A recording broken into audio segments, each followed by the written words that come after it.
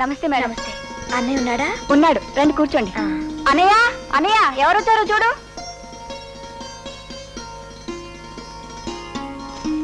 Hello Jhansi, good morning. Good morning. మీ వారు రాలేదా? సర్లేండి, లాయర్లకి పార్టీలు దొరికితే భార్యలు స్నేహితులు ఎక్కడ గుర్తుంటారు. వెనకటి కోర్టులో ఒక లాయర్ని, ఏమండి మీ భార్య నొప్పులు పడుతూ హాస్పిటల్లో ఉంది, తొందరగా రండి అంటే, నాకు కోర్టులో ఆర్గ్యుమెంట్ ఉంది, ప్రసవించడానికి ఆవిడనే వాయిదా అడగండి అన్నాడట. అలా ఉంది. అన్నట్టు మీ దుర్మార్గానికి వెళ్లే టైం అవ్వలేదు ఇంకా? ఝాన్సీ ఝాన్సీ, దారుణం. మా డ్యూటీకి దుర్మార్గం అని పేరు పెడుతున్నావు. లేకపోతే ఏమనాలి? ఏమనాలి? మీ డిపార్ట్మెంట్ పెద్ద పెద్ద గూండాలను వదిలిపెట్టి సైకిల్ కి లైట్ లేని వాళ్ళను, రోడ్డు పక్కన పడుకున్న అనాథల్ని అరెస్ట్ చేస్తుంటే అది దుర్మార్గం కాదా? డ్యూటీ అన్నాక ఏదో ఒకటి చేయాలి కదా. మరి ఖాళీ విషయంలో ఆ డ్యూటీ మర్చిపోయారా? వాడిని మర్చిపోవడమా? వాడిని అరెస్ట్ చేసే అవకాశం కోసమే ఎదురు చూస్తున్నాను. మీరు అలా ఎదురు చూస్తూ ఉండండి. ఇప్పుడు యువజన నాయకుడు అయ్యాడు, రేపు ఎమ్మెల్యే అవుతాడు. ఝాన్సీ చూడు ప్రకాష్, నీలాంటి బాధ్యత కలిగిన అధికారులుండి కూడా ఆ ఖాళీని ఎందుకు నిర్లక్ష్యం చేస్తున్నారు? వాడి గుండాయిజాన్ని ఎందుకు అరికట్టలేకపోతున్నారు? బాధ్యత అనేది ఒక అధికారులకే కాదు ఝాన్సీ, ప్రజలకు కూడా ఉండాలి. అంటే? అవును, ఆ ఖాళీని అరెస్ట్ చేసేందుకు నేను సిద్ధమే. ఆ ప్రయత్నంలో నా ఉద్యోగమే కాదు, నా ప్రాణాలు పోయినా పర్వాలేదు. జనంలోంచి ఒక్కడిని ముందుకొచ్చి నాకు జరిగిన అన్యాయం ఇదేం చెప్పానండి, నేను ఇమీడియట్ గా ఖాళీని అరెస్ట్ చేస్తాను. మాకే మేము వెళ్ళి అడిగినా మాకు జరిగిన అన్యాయం ఇదేం చెప్పకపోతే ఏ డిపార్ట్మెంట్ అయినా ఏం చేయగలుగుతుంది? కానీ ఈ పరిస్థితి ఎంతో కాలం కొనసాగదు. చట్టాన్ని చావుని ఎవరూ తప్పించుకోలేరు. ఈ జనంలో తప్పకుండా చైతన్యం వస్తుంది. ఆ రోజే ఈ గుండాలు ఆట కడుతుంది. ఆ రోజు ఎప్పుడు వస్తుందో? ఆ రోజు తర్వాత వస్తుంది. ముందు కాఫీ వచ్చింది, తీసుకోండి.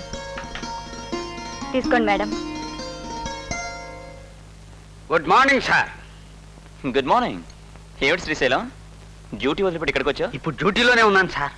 ఈ దేశంలో నీతిని న్యాయాన్ని పట్టపగలే మద్దతు చేస్తున్నారు కదా సార్, ఆ విషయం మీతో చెప్పిపోదామని వచ్చాను సార్. ఏమిటది? అవును సార్, మీరు 1 టౌన్లో సారా కొట్టు తీయించేశారు కదా సార్, అది ప్రజాస్వామ్య వ్యతిరేక చర్యని ఆ సారా కొట్టు సాంబశివన్ నిరాహార దీక్ష చేస్తాడట సార్. మిమ్మల్ని ఇక్కడి నుంచి ట్రాన్స్ఫర్ చేయించాలని కిరాయి మనుషుల్ని లారీలతో హైదరాబాద్ పంపిస్తాట సార్. దానికి ఆ ఖాళీ సపోర్ట్ చేస్తున్నాడు అంతేనా? శ్రీశైలం సార్, నా తుపాకీ నాకు ఇప్పించండి సార్. ఆ ఖాళీగాన్ని చంపేతలు పారేస్తాను సార్. వాడు బతికి ఉండటానికి వీలేదు సార్. నా తుపాకీ ఇప్పించండి ప్లీజ్. నా మాట విను శ్రీశైలం, లైసెన్స్ అప్లై చేశానయ్యా, రాగానే నేనే కొరిస్తాను. ఓకే, డ్యూటీకి కమాన్. ఓకే. ప్రకాష్, ఇతను పిచ్చివాడు కదా, డ్యూటీ అంటాడేమిటి? బాధ్యతను మర్చిపోనివాడు పిచ్చివాడలు అవుతాడు ఝాన్సీ. మా డిపార్ట్మెంట్ గొప్పతనానికి మిగిలిన సాక్ష్యమే ఆ శ్రీశైలం. అంటే? అవును, శ్రీశైలం నిజాయితీ గల కానిస్టేబుల్, నీతికి తప్ప అధికారానికి భయపడని మనిషి. ఒకరోజు స్మగ్లింగ్ కేసులో ఖాళీని రెడ్ హ్యాండెడ్ గా పట్టుకున్నాడు. అతన్ని వదిలిపెట్టమని పోలీస్ స్టేషన్లో గోడలు తుపాకులు తప్ప అందరూ సలహా ఇచ్చారు. కానీ శ్రీశైలం ఎవరి మాట వినలేదు. ఖాళీ బెయిల్ మీద బయటకొచ్చాడు. జరిగిన అవమానానికి శ్రీశైలం మీద దెబ్బతీయాలనుకున్నాడు. ఒకరోజు అతను భార్యను ఎత్తుకుపోయాడు. సార్, ఏంటయ్యా? ఏంటి? నా భార్య నా ఖాళీ మనుషులు ఎత్తుకెళ్ళిపోయారు సార్. ఏంటి, నీ భార్యను ఖాళీ మనుషులు ఎత్తుకెళ్ళారు? అవును సార్, మీరు వెంటనే వాడిని అరెస్ట్ చేయాలి. బయలుదేరండి సార్. ప్రొసీజర్ ప్రకారం రిపోర్ట్ రాసిస్తాను సార్. రిపోర్ట్ల వల్ల ప్రయోజనం ఏంటయ్యా? పెద్దవాళ్ళతో పెట్టుకోవద్దయ్యా అంటే విన్నావు కాదు, డ్యూటీ అన్నావు. ఇప్పుడు అనుభవించు. సార్, ఇవి మీరు చెప్పాల్సిన మాటలు కాదు సార్. మీరు బయలుదేరుతున్నారు అంతే. ఏంటయ్యా నీ దౌర్జన్యం? నువ్వు సబార్డినేటివ్. రిపోర్ట్ రాసిచ్చాడు, ఎంక్వైరీ చేస్తాం. ఎవరిని ఎంక్వైరీ చేస్తారు సార్? చచ్చిన తర్వాత నా భార్యనా, నా భార్య శవాన్య? శ్రీశైలం, ఆ ఖాళీ మనుషులు ఎత్తుకెళ్ళింది ఎవరినో కాదయ్యా, నీ భార్యని. అంటే ఓ కానిస్టేబుల్ భార్యని. ఈ విషయం బయట ఎక్కడన్నా తెలిస్తే మా డిపార్ట్మెంట్ పరువు పోతుందయ్యా. నువ్వు ఇంటికెళ్ళి పడుకో, తెల్లవారేసరికి తని వస్తుంది. నాకు ఆ నమ్మకం ఉంది. మీకు ఆ నమ్మకం ఉన్నందుకు చాలా సంతోషం సార్. సార్, రేపు మీ భార్యను ఇలాగే ఎవరైనా ఎత్తుకెడితే అదే వస్తుందిలే అని ఇంటికెళ్ళి మందు కొట్టి పడుకోండి సార్. మీ అదృష్టం పండి మీ ఆవిడ కడుపుతో తిరిగి వస్తే ఆనందంగా మా అందరికి స్వీట్స్ వద్దండి sir. Srisailam, no, I'm constable Srisailam. మన డిపార్ట్మెంట్ పరువు గురించి మీరు చెబుతున్నారా? మనం డ్యూటీలు ఇక్కడ మానేసి పై అధికారుల ఇళ్ళకి కోళ్ళని మోసుకెళ్ళినప్పుడు వాళ్ళ పెంపుడు కుక్కల్ని షికారికి తీసుకెళ్ళినప్పుడే పోయింది సార్. ఏంటైనా మాట్లాడేది? మీతో మాట్లాడడం అనవసరం అని తెలియక ఎంతసేపు మాట్లాడాను. వస్తాను సార్. నా భార్యను నేనే రక్షించుకుంటాను సార్. నా భార్య ఆచూకీ నాకంటే ముందుగా మీకు తెలిస్తే దయచేసి ఈ స్టేషన్ కి మాత్రం తీసుకురాకండి సార్. ఈ స్టేషన్ శీలం మీద నమ్మకం పోయింది.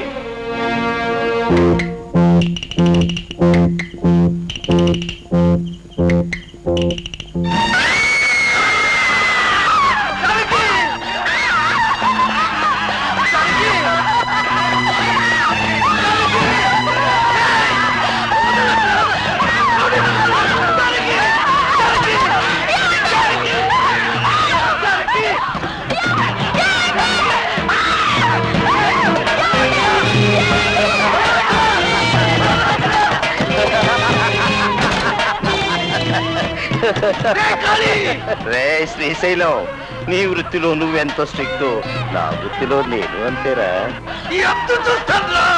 చూస్తావా? చూడరా. See and enjoy enjoy.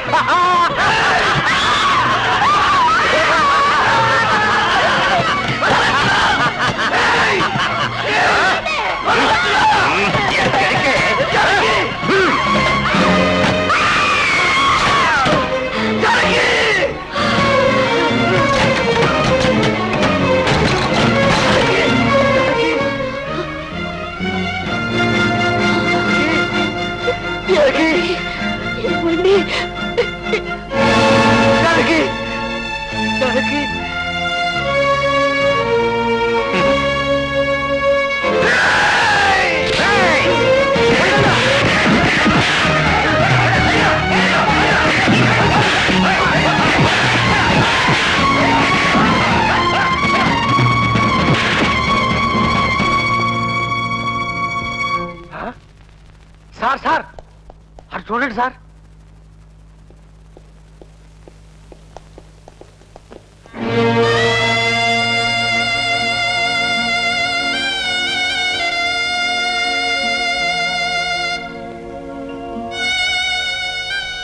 చూడండి సార్, బాగా చూడండి. మన డిపార్ట్మెంట్ ప్రెస్టేజిని చూడండి, మన చేతగానితనాన్ని చూడండి. ఒక రౌడీ వెధవకి భయపడి కాకి గుడ్డలకు కాషాయ రంగు వేసుకునే మీలాంటి వాళ్ళ అసమర్థత ఈ ముఖం మీద ఈగలుగా వాళ్తున్నాయి సార్.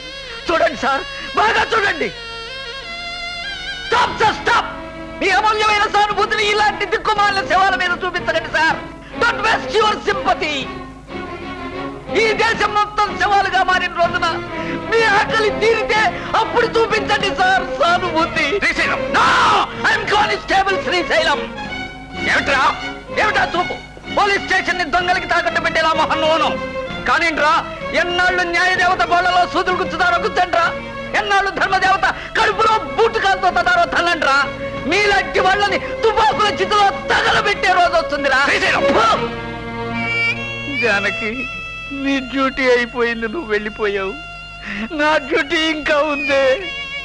ట్రాఫిక్ తప్పిన దేశంలో ఆకాశమంత సిగ్నల్స్, భూదేవంత స్పీడ్ బ్రేకర్లు పెడితే గాని ట్రాఫిక్ కంట్రోల్లోకి రాదు. అప్పటి వరకు నేను డ్యూటీ చెయ్యాలి జానకి. నేను డ్యూటీ చెయ్యాలి జానకి. నేను డ్యూటీ చెయ్యాలి.